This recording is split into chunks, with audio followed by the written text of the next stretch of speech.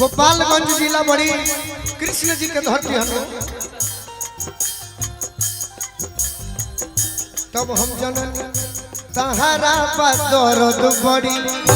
खोजो तारू मरद बड़ी तहारा दर्द बड़ी खोजो तारू मरद बड़ी। अनुपमा अनुपमा है ना कब तब कुछ कहो तहारा दर्द बड़ी खोजो तारू मरद बड़ी तहारा दर्द बड़ी खोजो तारू मरद बड़ी मिल जाई है लमहर भाता अनुपमा तू सुधार जाई मिल जाई है लमहर भाता ए गोरी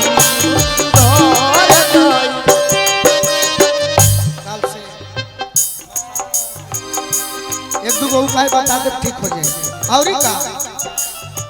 नो नो नो नो नो नो नो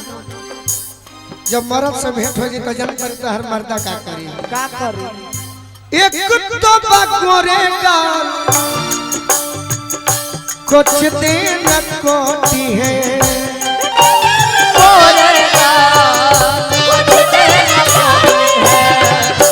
फिल्मी हीरोइन लिखा बाकी हमें नहीं सुननी है काजल राघवानी लिखा चुम्हे औरी चौकी है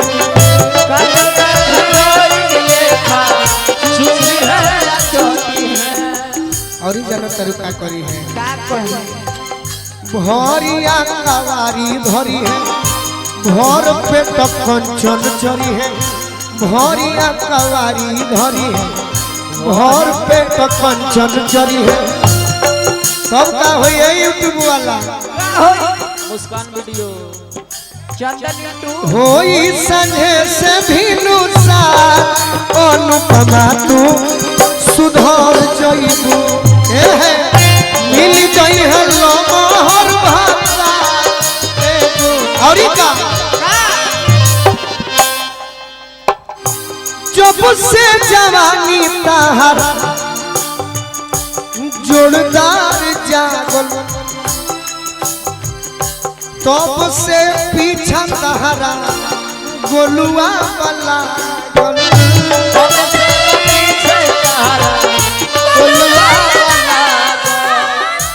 का हड़बड़ी बा जोनी सी शिकारी भर कुछ दिन सबूर कर जोनी सी शिकारी भर कुछ दिन सबूर कर ले आई है डोलिया कहा ए गोरी तू सुधार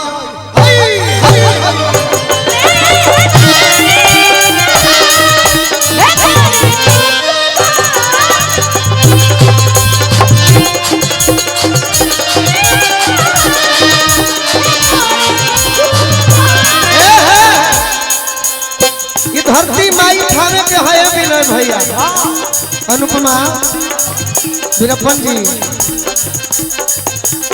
क्या भाभी मुखिया बन गई हमारा के पूछलू ना जाए दो अब की विधायक हो जा अनुपमा ये माई थावे के धरती हो कैसन थोड़े बाकी हम खाली बाउरे कहिला निमनो कह पहिली भवानी मैया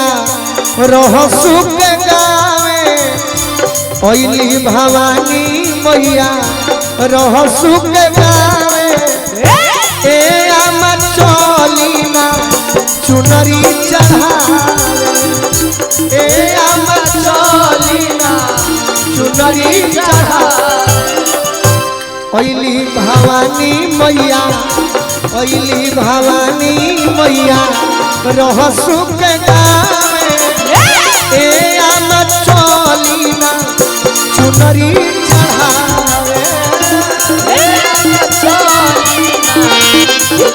और बड़ा भीड़ होला ओहिजा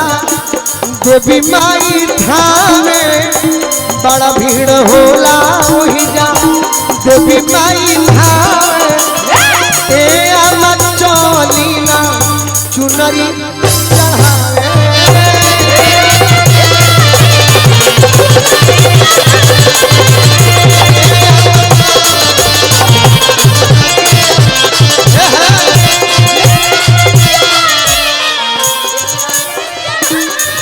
यही तरी जानी जे माता कौशल्या के सुपुत्र कहू ना होत रहल। हाँ जी। मुनि बाबा कहलन कि ये राजा राजन भैया रवि जी बैठो। कौशल्या जी अपना मन में कहतानी का कहतड़ी कि एगो होइत बबुआ गोदिया में खेलैती राजा जी एगो होइत मुनवा गोदिया में खेलैती राजा जी हो खेलैती